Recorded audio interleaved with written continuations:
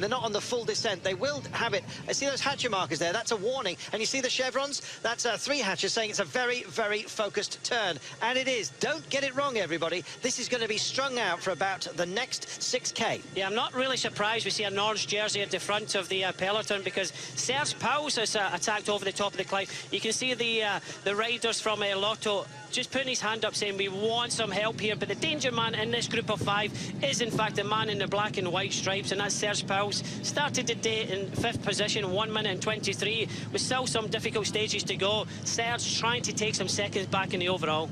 Well, he's doing a terrific job of it. Good to see Luis Mas-Bonnet as well from Caja Rural also making some fun of everybody else. These guys are looking at each other, and it's the sprinters who are kind of keeping tabs on each other as well. See Andre Greipel towards the barriers, and he's looking very twitchy. He hasn't got many helpers around him. It's not his A-team as far as lead-outs are concerned, and these guys have decided to drive it on and go for it. They've got a gap here. They have the 5 riders, Astana represented. We're seeing McCarthy. I'm not too sure, is that McCarthy on the attack? There's the man that was up there again overall yesterday, so McCarthy is there. So a very difficult chase now from the riders from CCC Sprandi.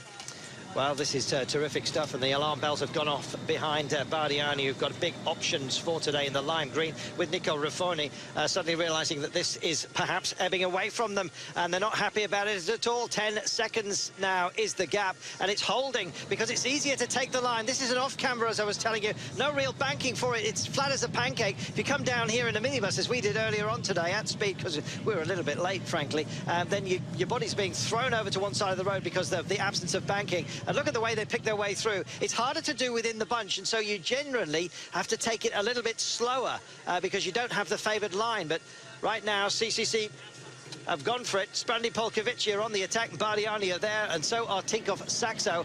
This is one heck of a roller coaster into town. As you can see, the motorcycle is having to really speed up. You can see the pace from that shot there, and you can also see the dips and squirrels left and right that these guys are having to take on.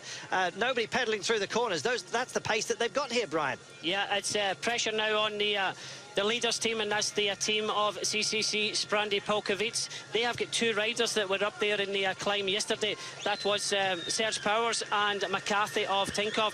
They will ride as hard as they can. They're trying to bring back some time. They have got Mas-Bonnet with them from Caja Rural, and also Agnoli for Astana. Very disappointing yesterday for the rider at the back. They led into the climb, and he never delivered the goods. But all these 5 riders just have to put their head down and try and get to the finish and take back some time. It's going to be difficult because there's still some sprinter teams willing to aid the orange jerseys at the front. Well, have a go, why don't you? No gain without pain, or indeed glory. Here we go. 6.5 kilometres to go. The gap hovering between 8 and 11 seconds. Polkovici really doing a fantastic job of trying to wind these guys in. I think they will get caught because there's a lot of motivation behind, but how many helpers are left for the sprinters? That's what we're saying. How many people are left to help the likes of Greipel and the other sprinters in here? It's McCarthy at the front for Tinkoff, really pushing. Mas-Bonnet, the beauty sprints leader, coming through in the white top. Then we've got Quintera of Colombia. Back to the front of the peloton is still 3 riders from CCC Sprandi. Not many other teams willing to help out. This gap still hovering about 8 seconds. Well, having that kind of pace really does help. They came down that descent very, very quick order, as you can see. They're now on this brickwork. You can hear it rattling locally, incidentally, as they drive over it.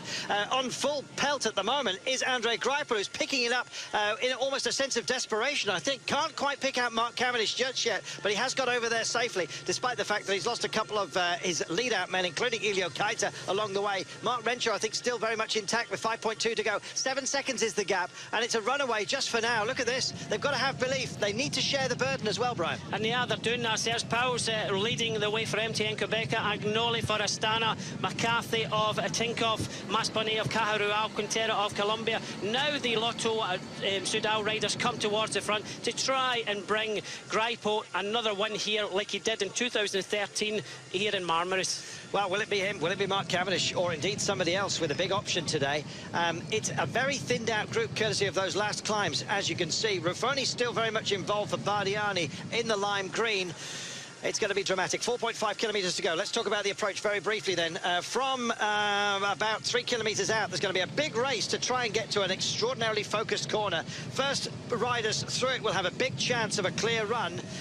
It's at 2.2 kilometres, so in 2K's time as they come into town, and we're there right now. The city is beckoning, and those rather uncomfortable cobbles as well. Doesn't look like much, but just have a look what's happening to the camera. That's got Steadicam on it, don't forget, and it's all being rattled through the wrists and knees and the backsides of these guys. And look at the pace and the bid for space just behind. A little bit of a knockback in terms of pace, though. With 4 to go, they now know that they've got their quarry, and they can start thinking about these lead-out trains, if they can reassemble them, Brian. Well, it's not organised, but it does look as if this 5-man group will be brought back inside the last few kilometres. We swing left now, the gap just less than 5 seconds now. The peloton now being led, a very depleted peloton of about 30-35 riders, led by Lotto Soudal. They are thinking of Greipel. Also in this group, I think United Healthcare have got Daniele Ratto, who's a very good sprinter. Also MTN Quebec have got Sparagli. So it's come down to this, 3.6 kilometres to go.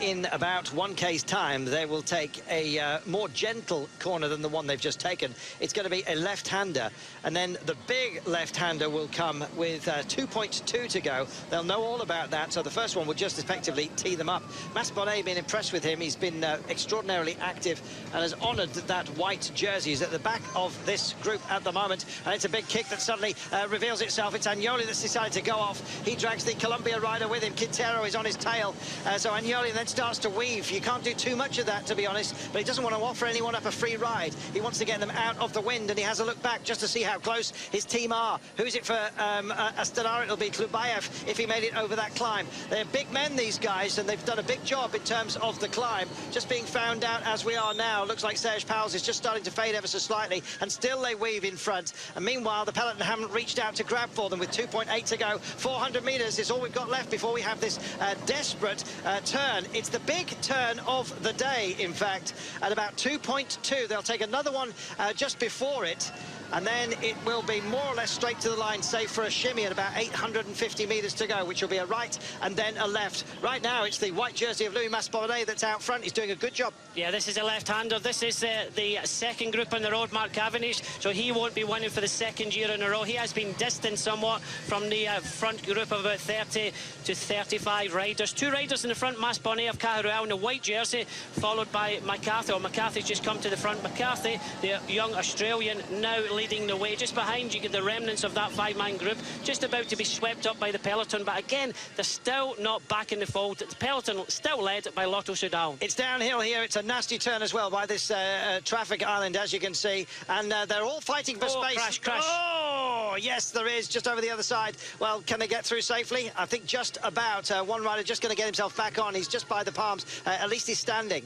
So who's going to be standing on the top step of the podium? It looks like it's going to be Andre Greipel, surely. We'll see with 2 kilometres to go. Big flick out coming here from Masbonnet. Done a fantastic job to get to this point, but he wants help from Jay McCarthy. Does Jay McCarthy still want this, or is he working for somebody else within his own team? Collard, perhaps. Just look at the top of your screen right now, and you'll see. Oh, just tagged. There we go, just sliding too fast out into the corner there, but back to the front of the race. These 2 riders still hanging on, Masbonnet and McCarthy. The peloton led in the red jerseys of Lotto Soudal. It's going to be very tight in here towards the finish. I believe that earlier on we lost Caleb Ewan, so I think it's going to be Alan Blythe that will be the chosen man.